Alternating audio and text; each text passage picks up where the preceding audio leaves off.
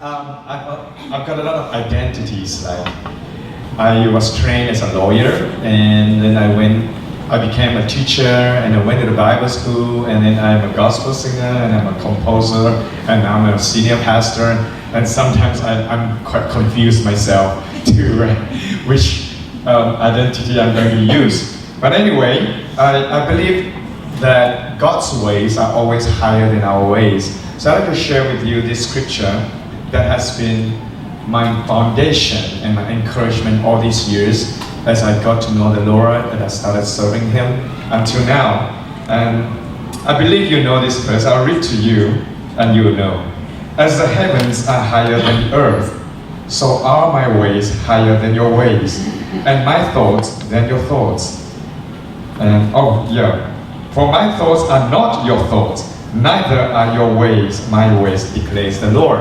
And that is from Isaiah 55, verse 8 and 9. And throughout my journey with Christ, even when I started to get to know Him, and as a student, and after I graduated, became a teacher, and all my life until now as a pastor, whenever I encounter something that I find it hard to comprehend or understand, these verses will come back to me. Like, I thank God that I cannot fully understand Him or comprehend Him. Because if I do, that means His IQ level is just the same as me, you know? If I can totally understand Him, we will be in trouble, you know? If God's thoughts are just like our thoughts, that means He is as simple as us and not as wise, you know? So I thank God. But anyway, I find this church very interesting because I was told you have all sorts of nationalities. You have, Westerners, you have Asians, you have Nepalese and Malaysians, and wow, I think it is very international. I myself, I studied in New Zealand for 5.5 years, and I realized that for many of you, you are not originally from Hong Kong, and you have your hometowns, homelands in other countries. I think a very important thing in our life, being a so-called foreigner, a very important thing is a friend. A friend, to find true friends in a foreign land. But how do you define true friends? I believe true friends are those who are not just close to you, they are not just someone who can share with you, understand you, or make you feel good. I believe ultimately a true friend must be someone who leads you closer and closer to Christ. A true friend must be someone, even though you might have personalities clashes sometimes, and you might differ in opinions, you might disagree in certain things, but ultimately this friend concern is for you to be close to Jesus and to lead you to Him. And I've got many true friends when I was studying in New Zealand, and after I've come back from New Zealand, and a lot of true friends that I find. But along the way, there are friends that I might need to let go if they are going to affect my relationship with Jesus. So I'm basically a Chinese singer, but after so many years, after recording 18 albums, and suddenly this year, my 19th album, it is in English. And it's quite interesting because I was trained in English ever since I was in high school until I graduated as a lawyer. But God just gave me Chinese songs. I write my own songs. And then I wrote a few songs in English when I was in New Zealand, which I never recorded until this year. So, but then God gave me some other songs, and I translated some of my Chinese songs into English. Those that can sound alright in English. Some Chinese songs you cannot sing in English at all. But I'm going to share with you this song that I wrote, I think shortly after I returned from New Zealand, and I remembered all that God had done for me and all the friends and companions God brought to me along the way. And I called the song True Friends, and I hope you like it.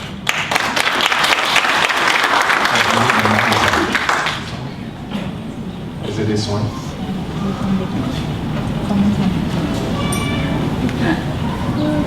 It's not on. All right.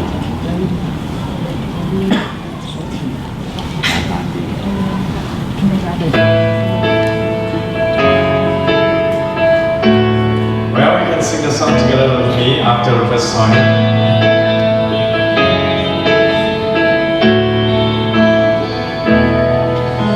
So many people cross my path as the journey on. So many people have helped to carry my load.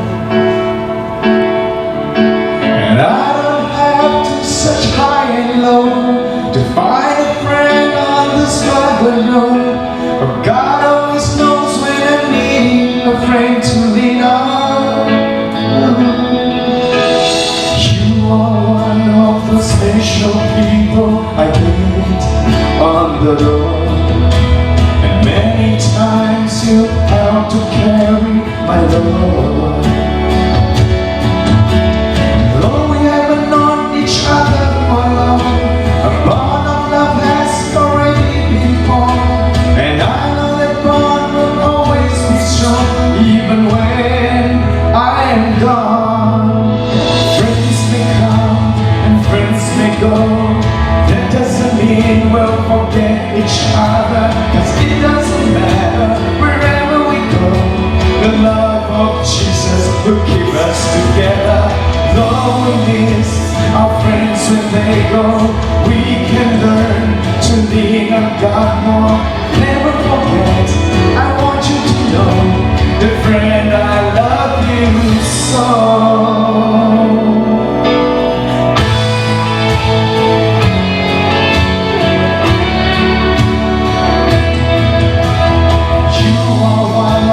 Special people I live on the road.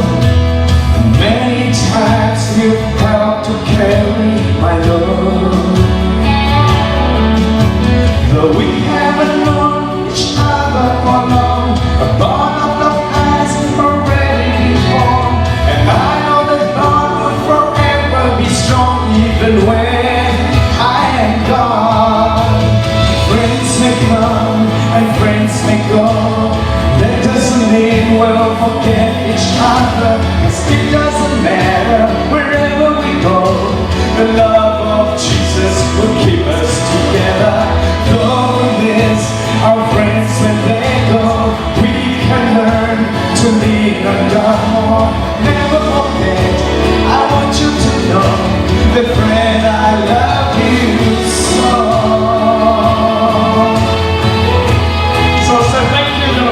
Sitting next to you right now, because these are two friends who are with you together to worship the Lord, amen, and to honor Jesus together, and to go for mission together, to encourage you when you are down, amen. These are true friends, amen.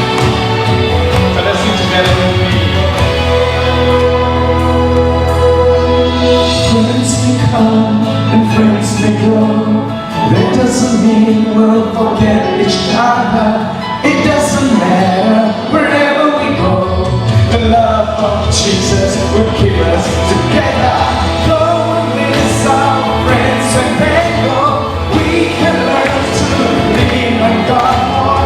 Never forget, I want you to know, the friend, I love you so.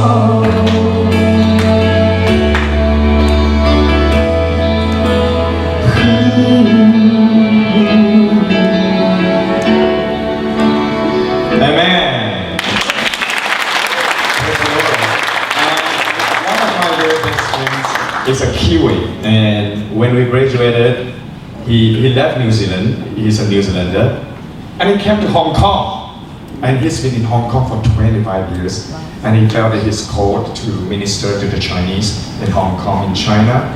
And I met up with him and the wife is also a very good friend of mine. We got to know each other when we were in New Zealand, and we were having dinner together last night, and we talked and talked and talked. And I'm so glad after so many years, and they're still going on strong in the Lord.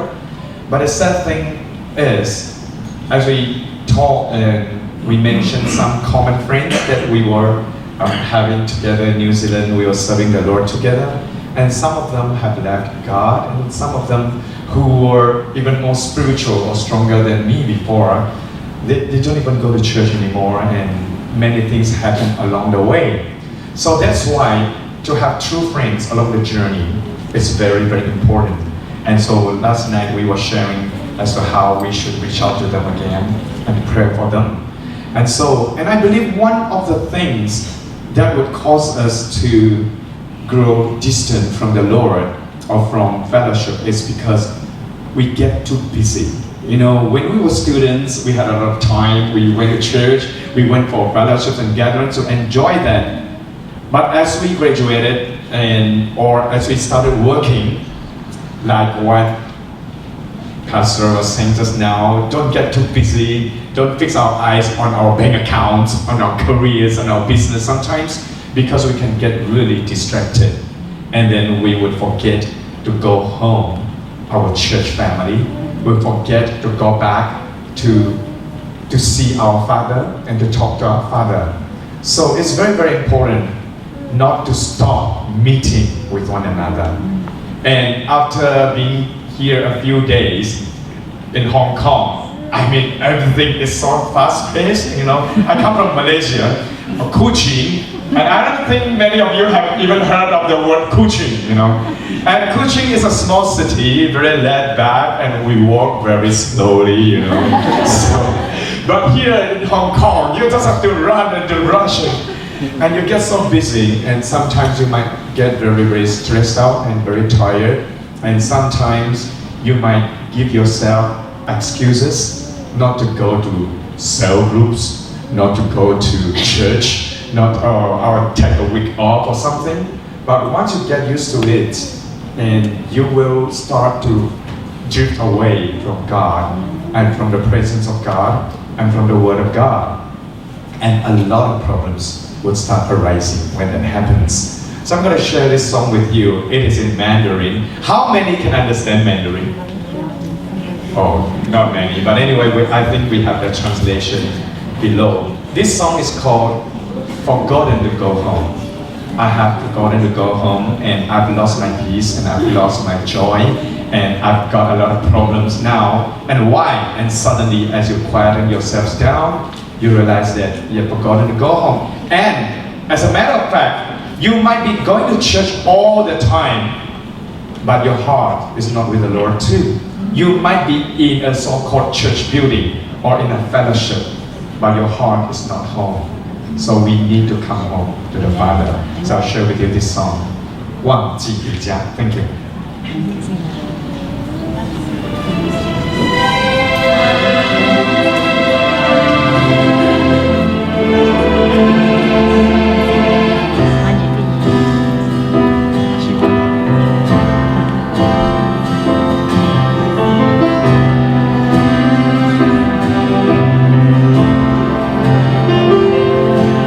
有时候爱会感到愁烦，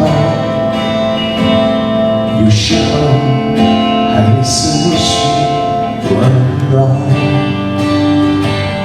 有时候前面的路黯淡无光，感觉自己迷失方向，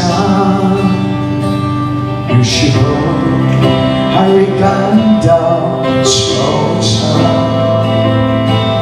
有时候还会失去平安，有时候感觉自己没有力量，感觉已经无法承担，那是我忘记了在外头四处忙碌飘荡，我需要你的话，我需要你的光，我需要你轻轻对我说一句平安。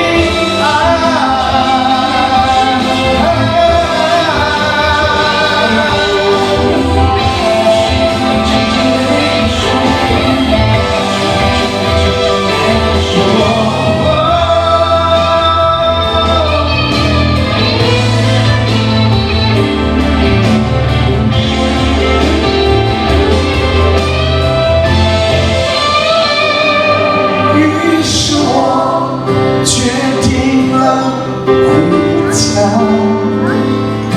不在外头四处忙碌飘荡。我期待你的话，我期待你的光，我期待你轻轻对我说一句平安。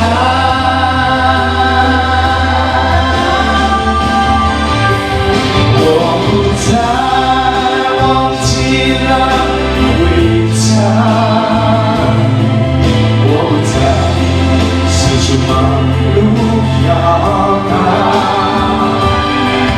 我感谢你的话，我感谢你的话，我感谢你轻轻对我说一句平安。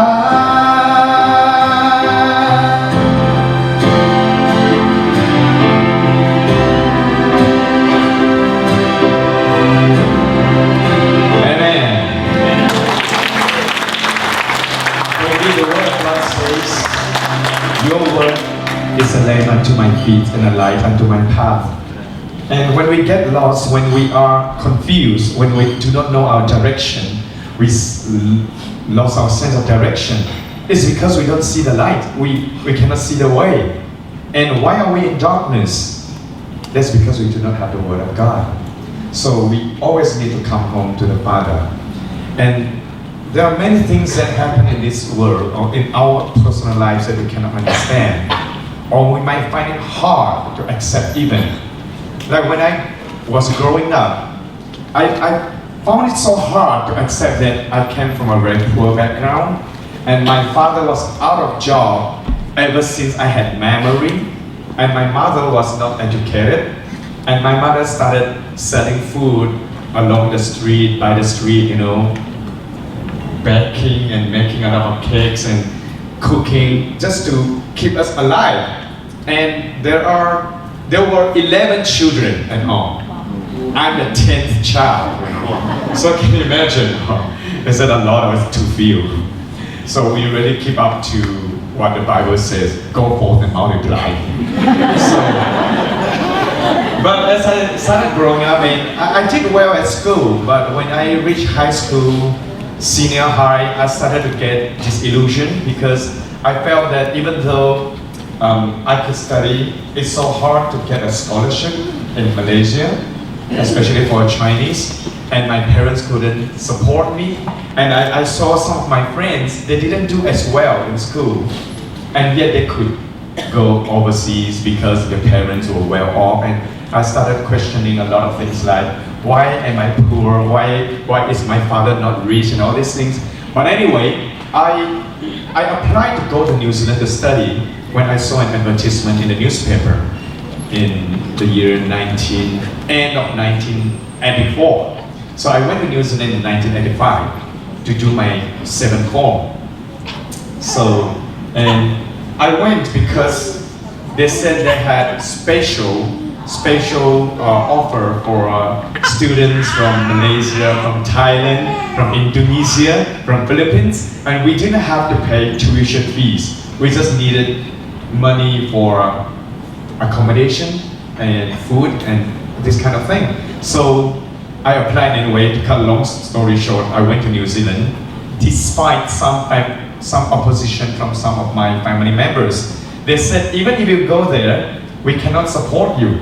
We don't have money to send you to give you money for rental, for food and all that. But I thought I would just go there to work part-time, knowing very well before I went, actually it was written in the letter of offer, you are not allowed to work part-time.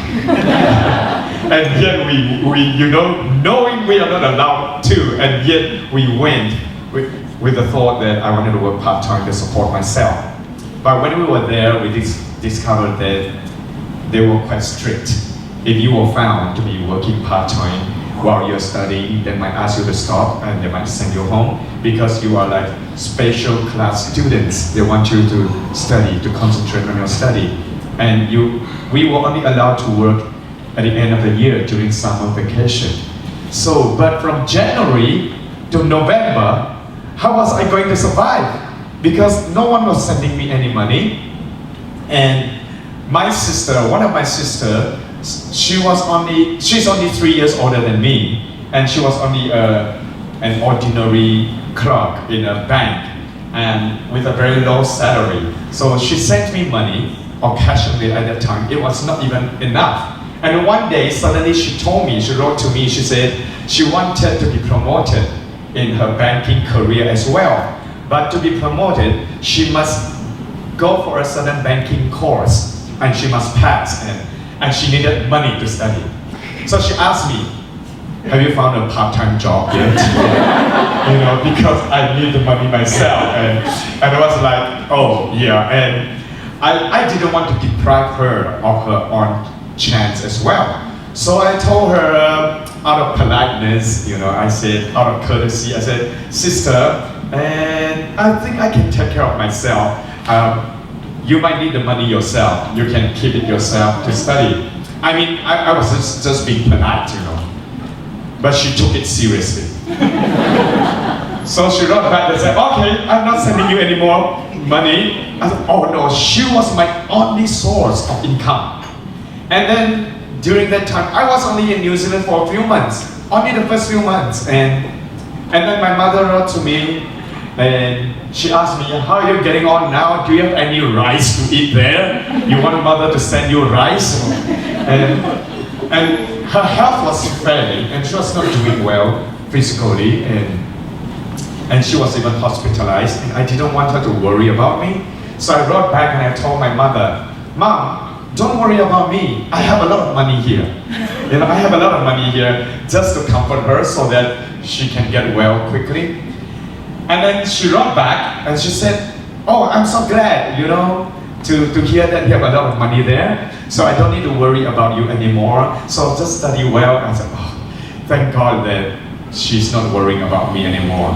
But before she ended her letter, her final sentence, she said, hey, by the way, your father says, since you have a lot of money there, can you send some home?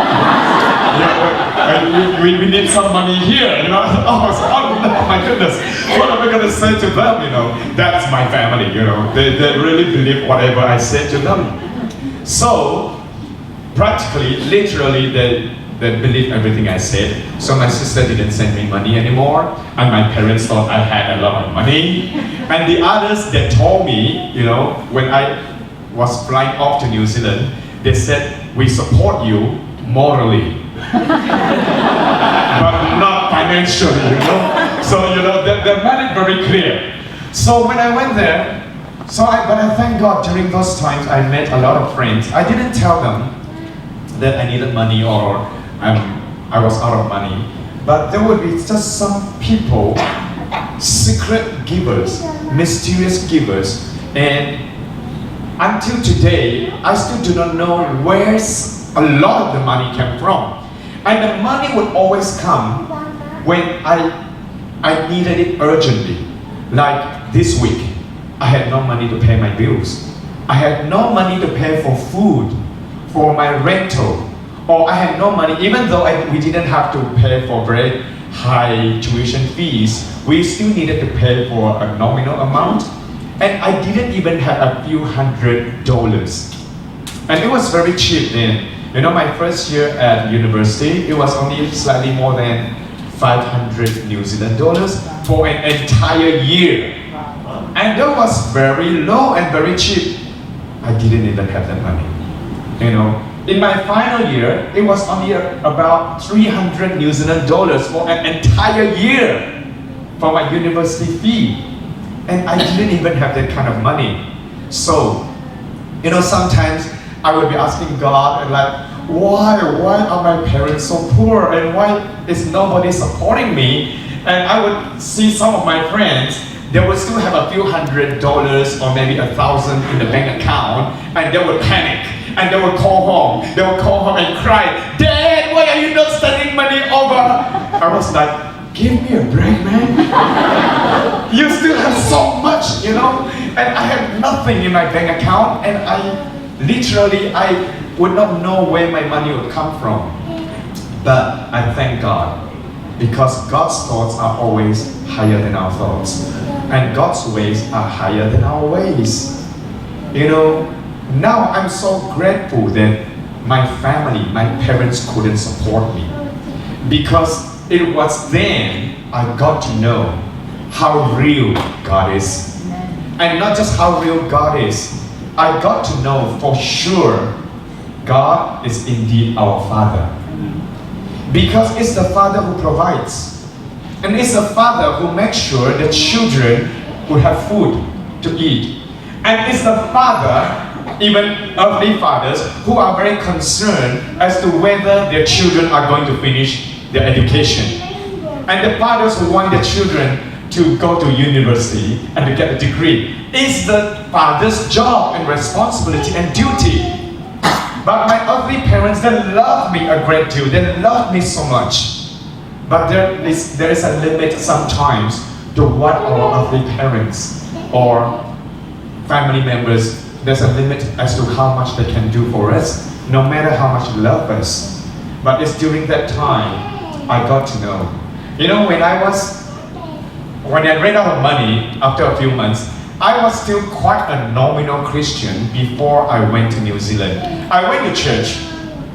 I got baptized before I flew to New Zealand because I thought I better got baptized first just in case I died in New Zealand. I wanted to go to heaven, you know. I must be baptized, you know, with all the wrong reasons. So I got baptized, I flew to New Zealand, and before I went to New Zealand, I found church a very boring place. And I found that the most boring people on earth are pastors. And I became a pastor. You know, they're speaking and preaching all the time, non-stop. And so I found church a boring place. Now I was that kind of Christian. So when I ran out of money in New Zealand, and before that I had no burden to serve God. I have no burden to save souls. I have no burden for spiritual things. But when I ran out of money, suddenly I was very interested to know God. And my interest was also because I heard that He can provide for you. And I heard that He can give you money. I heard that He's the King of Kings, He's rich, you know. It's all the wrong motives and all the wrong interests. But I realized that God is such a gracious God, and He's so merciful. And I became very serious in prayer. Every day I would pray. But there's only one theme in my prayer. I only pray for one thing. Give me money. I am your child, right? You are the King of Kings, right? You are supposed to be very rich, right? You are a king, come on. And a king among all kings. And I'm your child. I'm supposed to be a prince. But why am I so poor? I started arguing with God a lot. That's why I ended up doing law. Go and be a lawyer. But I thank God, you know, even when I was praying to Him, coming to Him with the wrong motive, and like I was just worrying about my life, my livelihood, my education, what am I going to eat, how am I going to pay my landlord, and all that kind of things. It's all about earthly matters. And yet God didn't reject me. So that's why I always tell my church members, sometimes they'll tell me, Pastor, this person comes to church because of the girlfriend, of the boyfriend, or this person comes to church because he is sick, he wants to get healing, or this person comes to church because they are out of job, they want God to bless them. I said, I didn't go to church with the right motive anyway, you know. At the beginning, God allows them because it's the God of grace. That is the first step for us to get to know Him. He cares for us. He cares for our lives on earth. It's not just about dying and go to heaven. And we still have many years on earth. And our first connection with Him is to know He is so real. He is indeed our Father. Why does He call Himself our Father? Because a father cares for the child. And a father cares for our livelihood. And what with our future on earth even. So that's how I got to know God. And I thank God now as I look back. Because when I graduated, finally I went home with a law degree. And my father was like, oh no, my son is going to be a rich lawyer, you know. And then I said, Dad, I'm going to become a teacher first because I wanted to help a lot of young people, because there are a lot of young people who are disillusioned like me, you know. We don't have a rich background, we don't have money, we don't have opportunities. And I want to tell them, there is a God who cares for you, and there's a God who is your father. And that's why I became a teacher. So my father said, how much can a teacher earn? You know, typical Chinese father. And he said, go and be a lawyer. I found a job for you, you know, and there's a lawyer who wants to employ you. I said, but Dad, I want to serve God. And at that time, my father was still not a Christian. And he was very angry.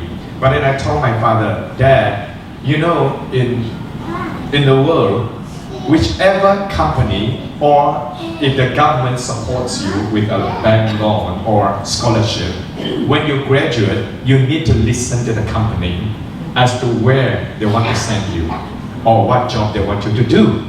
I said, I got my scholarship from Jesus. So now I'm going to listen to what Jesus wants me to do. And he actually agreed. He said, yeah, in that case, yeah, I think you're going to do whatever, you know, because he knew he didn't give me a cent. Not that he didn't want to, he couldn't. And he knew it's a miracle that I could graduate, that I could study overseas. So I really thank God, you know. So I had no ties or no bonds, and I could just go free to serve God. And indeed, and I told God to, actually, I wanted to become a lawyer. Another reason was, yes, I wanted to be rich. Because my parents have been poor all their lives. And I wanted them to feel proud of me. And I wanted to provide for them. So after 2 years, and when I decided to go to the Bible school, now my struggle began. Because when I went to the Bible school, I had no income at all. And I had to pay tuition fees for my Bible school. And the question I asked God was, what about my parents? What about my parents? And God's thoughts are higher than our thoughts. God's ways are higher than our ways. So I asked God. I said, God, I struggle not because of my own future. It's not because I want to have a big house. I want to have a lot of money. I did all this for my parents. And they have been looked down upon all their lives. And they have been poor. And I love them. I studied for them. I wanted to earn money for them. So I said, God, now that you have called me again to serve you, to go to Bible school, I would have no income. So I asked God, what about my parents? And God answered me with a question. And I realized that all these years, many times when I ask God a question, He will answer me back with another question. Because we know the answer if we want to think. So God answered me when I asked Him, what about my parents? And God asked me, Gideon, do you think you love your parents more or I love your parents more? And immediately, the answer has got to be God. You know, even though we love our parents, we quarrel with them, we answer back, we are rude to them sometimes, and we cannot provide for them for everything. And then God said, I love your parents more. Trust me. Follow me. When Jesus said, when you leave your parents and when you abandon, you're not throwing them away. You're actually handing your parents over to God. God, now that I'm going to serve you, I'm going to follow you, I worry about my parents, I worry about my family, but I need to follow you. So what am I going to do? It's like I'm leaving them behind. No, you are not leaving them behind for them to be desperate, to be hopeless, to be lost. You are actually leaving them in the hands of God. So Jesus was telling me, I love them more than you. And it is my commandment to honor your parents. Do you think I will do something contrary to my own teaching, to my own truth? So when God said, who do you think love your parents more, you or I? And I know God is saying, I will take care of them. When you seek first my kingdom and my righteousness, all these things will be added unto you. And indeed, You know, when my parents were old, they became believers and they had passed on, they had gone back to be with the Lord. And my father, both my parents, they were so proud of me being a pastor. And I told God, you know, in Malaysia, the Chinese are still very traditional. We still celebrate Chinese New Year. And every Chinese New Year we give Hong Bao, the red packets with money inside. And I told God, I have 7 older sisters and 2 older brothers. I said, I want to be the one to give the most money to my parents, even though I'm a pastor. And sure enough, and every time I ask my parents, how much did they give you? How much did I always compare? And my parents would say, you are the one who always gives the most. Let's give the glory to God. Amen.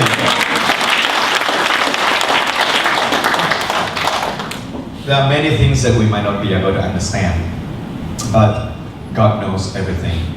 So, because of time, I am not able to share many of my testimonies in New Zealand. Actually, I got to know God for real when I was in New Zealand for 5.5 years, and God started providing for me. Like I was out of money, and money would appear out of nowhere outside my door, and suddenly someone would send me money. And sometimes I walk into university, someone called me and said, I just felt that I needed to give you this. And there was once I needed just $300 to pay some bills, and I didn't have $300 at all. I was praying at home, and suddenly I heard a knock on the door, and went to open. There was an accountant standing outside the door, a church sister from the same church, and she was like, she was lost for words. And I said, why are you here? She said, I don't know, I just feel that I need to come here. I said, why?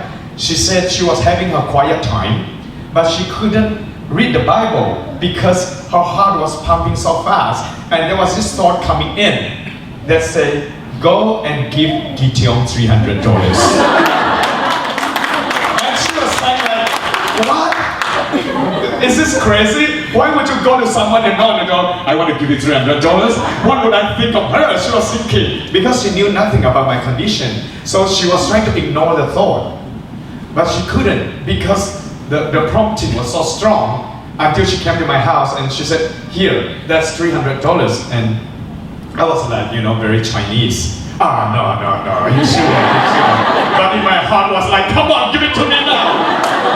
But as a Chinese, she was like, no. And then she was like, we were like pushing it away, and she was pushing it to me, I was pushing it away. And then suddenly she said, you've got to take it, otherwise I'll have no peace.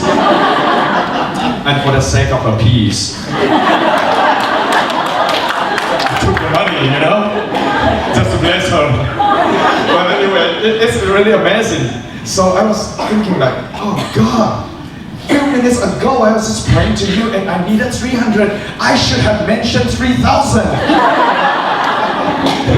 But anyway, God knows our needs, and yeah, it's really amazing. So I will share with you this song. And to sum up, before I came back to Malaysia, they asked me to share my testimony in New Zealand, the fellowship. So I wrote a song, and the sum of everything of what I learned in New Zealand, and also as my principle now, even as I serve God, it is, I don't need to understand everything before I learn to submit. I don't need to comprehend before I obey. So I'll share with you this song, I don't need to understand.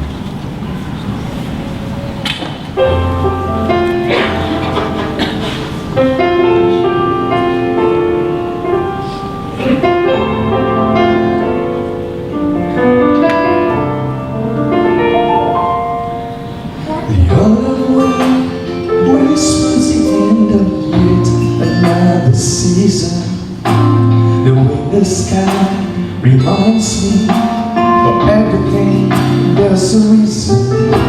So many times I've tried to understand our Father's wisdom, just to find that without His love I'm nothing but a foolish man.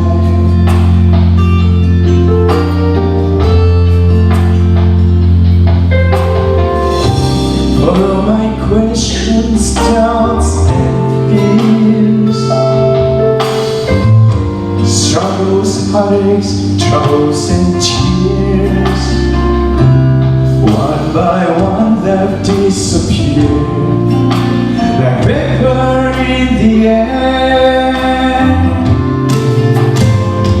And there is one thing I can say that's carried me through all these years. It's been planted in my heart, and in my heart to stay. It's not in how much I understand, but how much I trust His name. Not in how much I understand, but how much I trust that helps me stand.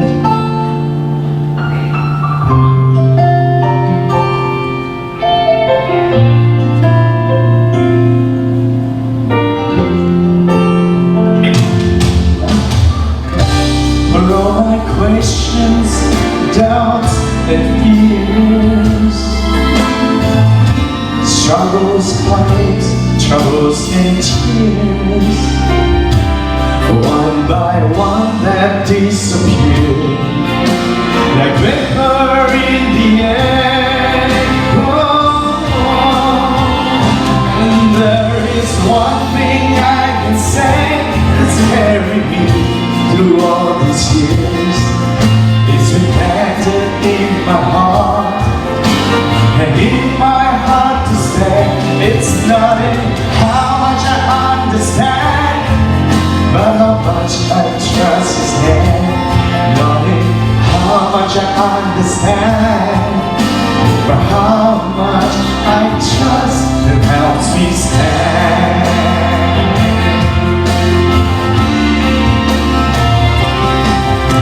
For I don't need to understand before I can teach my heart to listen. Oh, I don't need to comprehend before I can teach myself into full submission to trust His name. Oh, I don't need to understand before I can teach my heart to listen. Oh, I don't need to comprehend before I can teach myself into full submission to trust His name.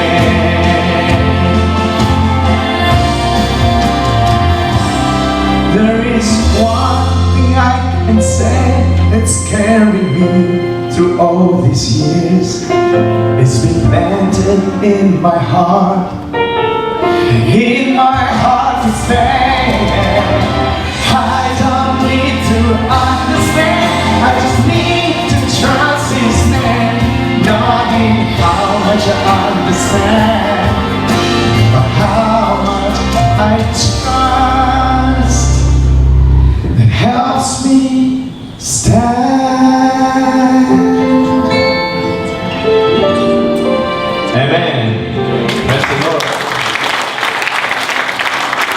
And do you have time to share one more song or it's too late? I think, yeah. Anyway, I think it's time, right? One more song? Yeah. Okay.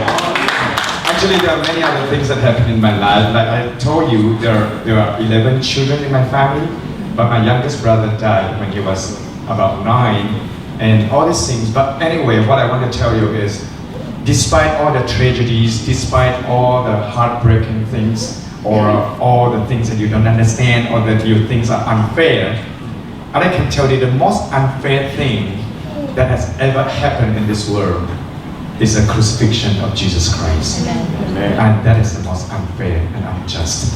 But all things work for good Amen. for those who trust the Lord, who continue to love Him. And that is also my principle. Continue to love God and trust Him. And my brother's death had brought my parents to Christ, and my whole family was sad because of my little brother.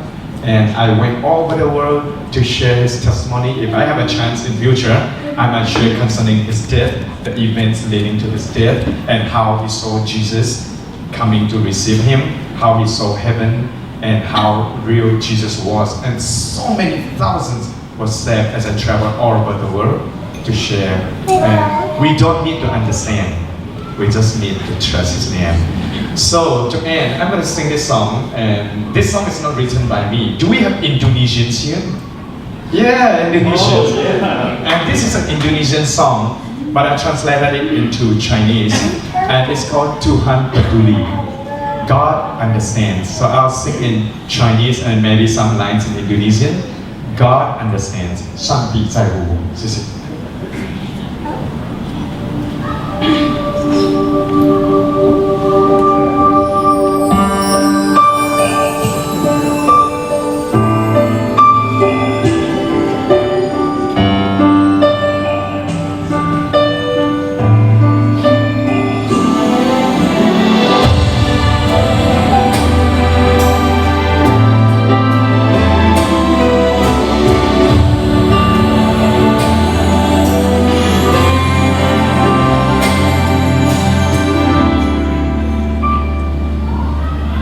有许多事情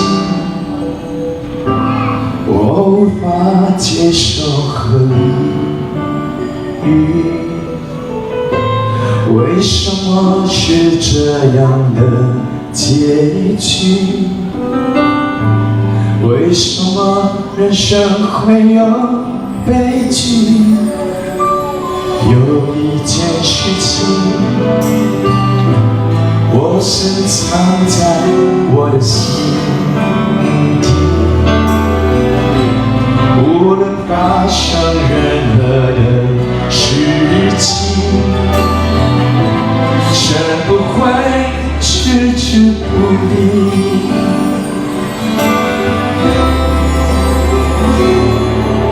上帝了解我，上帝在乎我一生所面对的各式各样困惑，绝不丢弃我，绝不会让我独自一人去承受，因上帝了解我。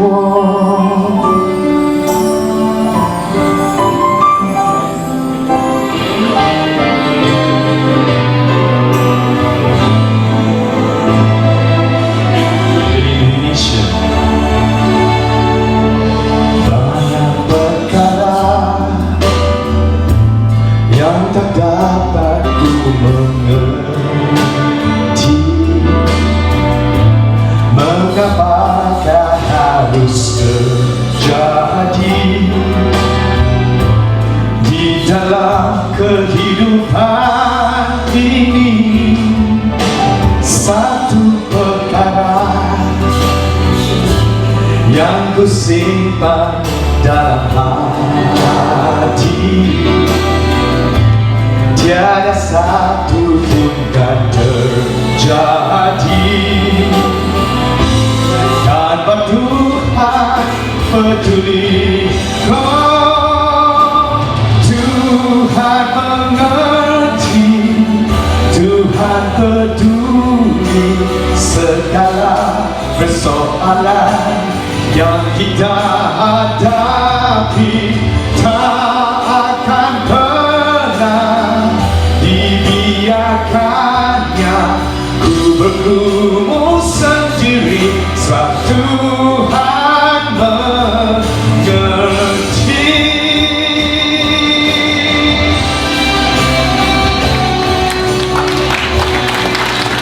Amen. God understands everything. Continue trusting Him. You may not understand, but trust in Him. Amen. 上帝了解我，上帝在乎我，我一生所面对的各式各样困惑，绝不丢弃我，绝不会让我独自一人去承受，因上帝了解我。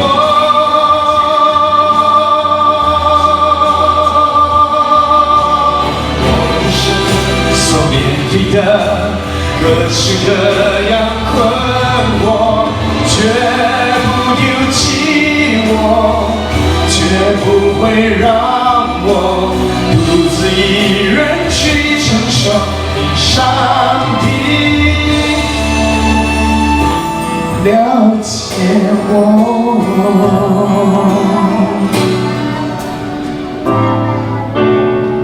Amen. It encourages you. Let's trust God's thoughts are higher than our thoughts. And remember what you sang just now. Despite all the confusions, despite all the perplexities, despite all the things that you might not be able to accept, trust in one thing. You are good. You are good. God, you are good. Amen. Let's give the glory to God.